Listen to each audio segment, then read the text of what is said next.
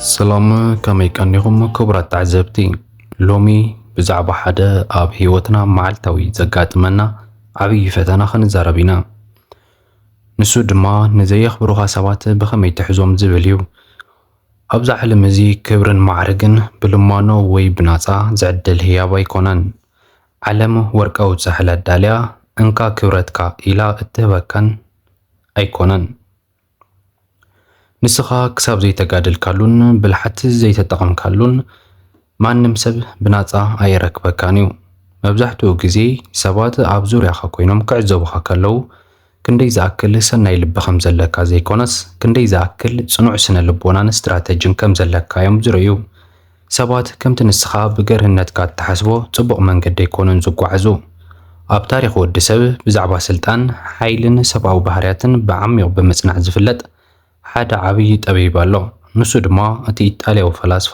ኒኮሎ ማካቬሊ እዩ ፍልስፍና ማካቬሊ ጨካን ወይ መላኽ ተባሂሉ ክውቀስ ይረአዩ ነገር ግን ንክውንነት ወዲ ሰብ ከይሓባበ ቃል በቃል ዘቐምጥ ፈላስፋ እዩ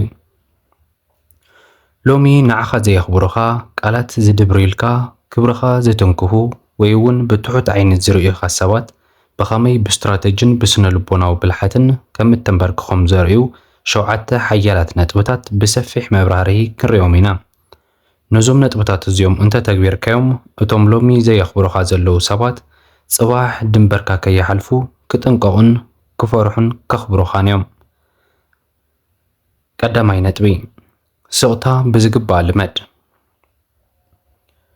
ንዘየኽብሩኻ ሰባት ክትህቦም ዘለካ ዝዓበየ ግብረ መልሲ ስቕታ እዩ ሓደ ሰብ ብዘረባ ክወጋካ ከሎ ከናእሰካ ከሎ ወይ ድንበሩ ሓሊፉ ከላግጸልካ ከሎ እቲ ቀዳማይ ዝመጸካ ስምዒት እንታይ እዩ ብቁጣዕ ምምላስ ቃላት መሸንዳው ወይ ምባእስ እዩ ማካቬሊ ግን እዚ ዓብይ ስሕተት እዩ ይብለና ብቁጣዕ ክትምልስ ከለኻ ነቲ ዘጥቃዓካ ዘሎ ሰብ ጸዓትካን ጉልበትካን ኢኻ እትህቦ ዘለኻ ንሱ ዝደልዮ ነገር እንተሃልዩ ንዓኻ ካብ መስመርካ ከውፀካ እዩ ስቕታ ደኽመት ኣይኮነን ስቕታ ማለት ኣብ መንጎኻን ኣብ መንጎት ዘየኽብረካ ዘሎ ሰብን ዓብይ ናይ ስነ ልቦና ክፍተት ወይ ከዓ ቫክዩም መፍጣር ማለት እዩ እቲ ዘናእሰካ ዘሎ ሰብ ካባኻ ግብረ መልሲ ወይ ከዓ ሪኣክሽን እዩ ዝፅበእ ንስኻ ግን ሱቕ ምስ እትብል እንታይ ይሓስብ ኣሎ እንታይ ክገብር እዩ ኢሉ ባዕሉ ኣብ ውሽጡ ክጭነቕን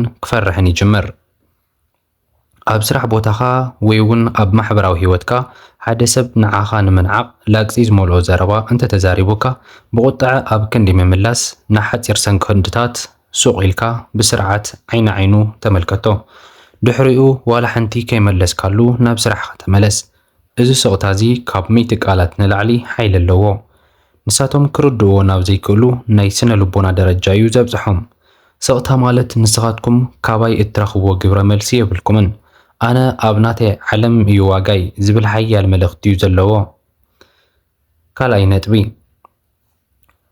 ካብ ምፍቃር ምፍራሕ ይበልፅ better to be feared than loved ይብል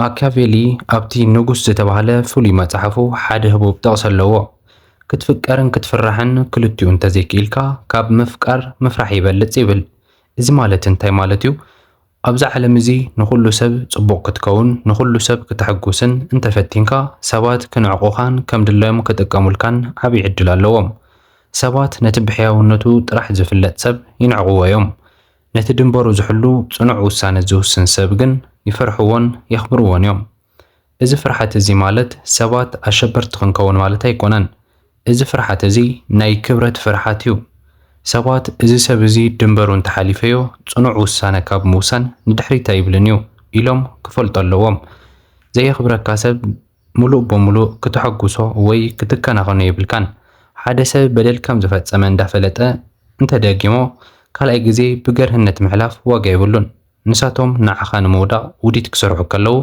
ንስኻ ድማ ድንበርካ ኣስመር እዚ መስመር እዚ እንተሓሊፍካዮ ስጉምቲ ክወስድ እየ ዝብል ጽኑዕ ባህሪ ክህልወካ ኣለዎ ሳልሳይ ነጥቢ ካብቲ ዝበሉኻ ንላዕሊ ኮይንካ ተረኸብ ፎከስ ኦን ዮር ግራውዝ ናይ ሕነ ምፍዳይ ዝበለጸ መግቢ ዓወት እዩ ብዙሓት ሰባት ሓደ ሰብ ምስ ዘየኽብሮም ምስኡ ክባሱ ከማኽሩ ወይ ሕነ ክፈድዩ ግዚኦም የጥፍኡ።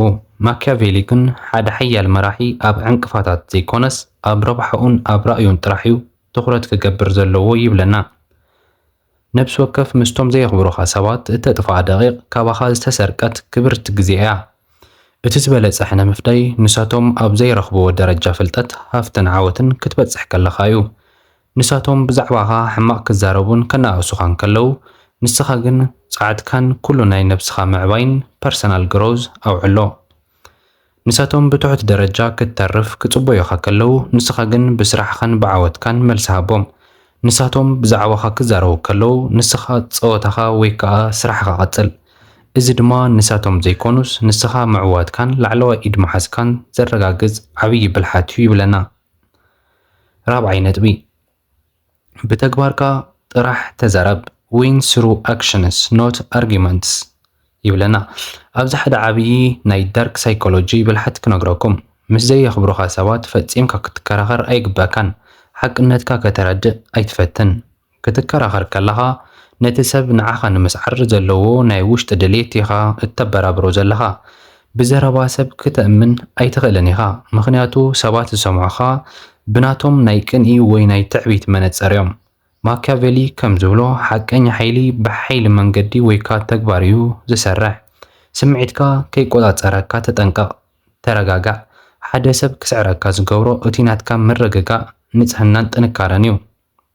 ንሳቶም ብቓላት ክዛረቡ ከለዉ ንስኻ ብተግባር ኣርእዮም። ሰባት ብብዙሕ ምዕዋት ዘይኮነስ ብግብሪኦም ዝግረሙ ዝንብርከኹን ዘረባ ዘየብዝሑን። ዘረባ ሓላፊ እዩ፣ ተግባር ግን ታሪኽ ኮይኑ እዩ ዝተርፍ። ሓምሻይ ነጥቢ ዝናኻ ወይ ከዓ ስምካ ሓሉ ጋርድ ዩር ሬፒቲሽን። ሓደ ሓደ ግዜ ስቕታ ጥራሕ እኹል ዘይኮነሉ እዋን ኣሎ። ንሱ ድማ ዝናኻ ወይ ስምካ ክድፈር ከሎ እዩ። ማኪያቬሊ ከም ዝበሎ ዝና ሬፒቲሽን መሰረት ናይ ኩሉ ሓይልን ስልጣንን ወዲ ሰብ እዩ። ገንዘብካ እንተጥፊኢኻ ክትመልሶ ትኽእል ኢኻ። ስልጣንካ እንተጥፊኢኻ ክትመልሶ ትኽእል ኢኻ። ስምን ክብርን ዘጥፍእ ሰብ ግን ኩሉ ነገሩ እዩ ዘጥፍእ። ሰባት ክደፍሩኻን ስምካ ከጸልሙን ከለዉ ዝናኻ ከይትጠፍእ ብጥበብ ክትከላኸል ኣለካ። እዚ ማለት ግን ኩሉ ክትባእሰለካ ማለት ኣይኮነን።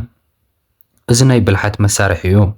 ንስኻ ኣብ ቅድሚ ሕብረተሰብ ብንጽህናኻ ብተኣማንነትካን ብስራሕኻን ክትክበር ኣለካ።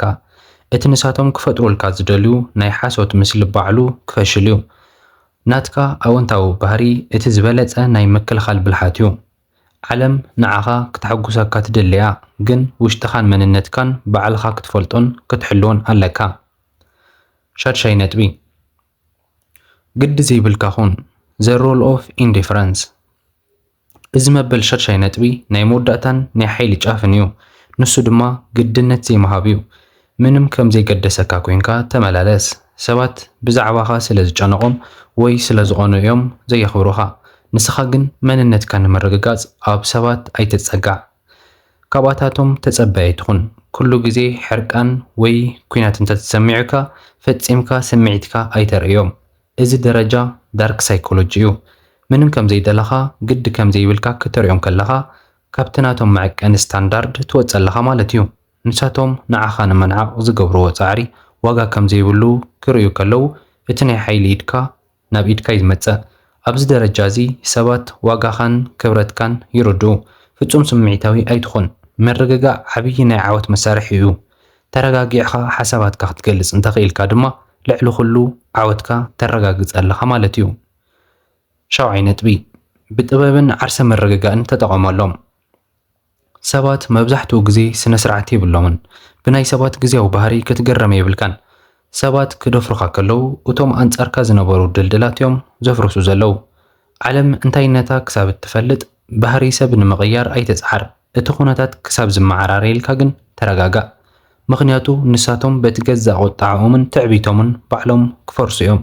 ሰባት ድማ ኩሉ ግዜ ይዕዘቡ ኣለዉ። ክብረትካ ነዊሕ ህይወት ክህልዎ እንተደሊኻ ተዓገስ። ምስ ሰባት ክትሰርሕ ከለኻ እቶም ዘየኽብሩኻ ሰባት ከይተረፉ ናብ ረብሓኻን ናብ ዓወትካን ክትጥቀመሎም ፈትን። ክቡራት ተዓዘብቲ፣ እዚ መልእኽቲ እዚ ንዓኻም እዩ። ንዓኻ ዋጋ ንዘይህቡኻ ሰባት ክብሪ ኣይወሃብን እዩ። ካብ ድሕሪ ሕዚ ማንም ንዓኻ ዘየኽብር ሰብ ኣይተኽብር። ድንበርካ ሓሉ፣ ብስቕታኻን ትዕግስትኻን ቅፅዓዮም፣ ብግብሪ ድማ ኣንበርክኮም። ነዚ ቪድዮ እዚ እንተፈቲኻዮን መምሃሪ ኮይኑ እንተረኺብካዮን ላይክ ግበሮ። ንዓኻን ንመሓዙትካን ዝጠቅም ኣተሓሳስባኻ ዘቕይር ተመሳሳሊ ትሕዝቶታት ንምክትታል ድማ ሰብስክራይብ ምግባርን እታ ናይ ደወል ምልክት ምጥዋቕን ኣይትረስዕ። ኣብ ዝቕፅል ቪድዮ ብኻሊእ መምሃሪ ኣርእስቲ ክሳብ እንራኸብ ሰላምን ጥዕናን ንዓኹም። ሰላም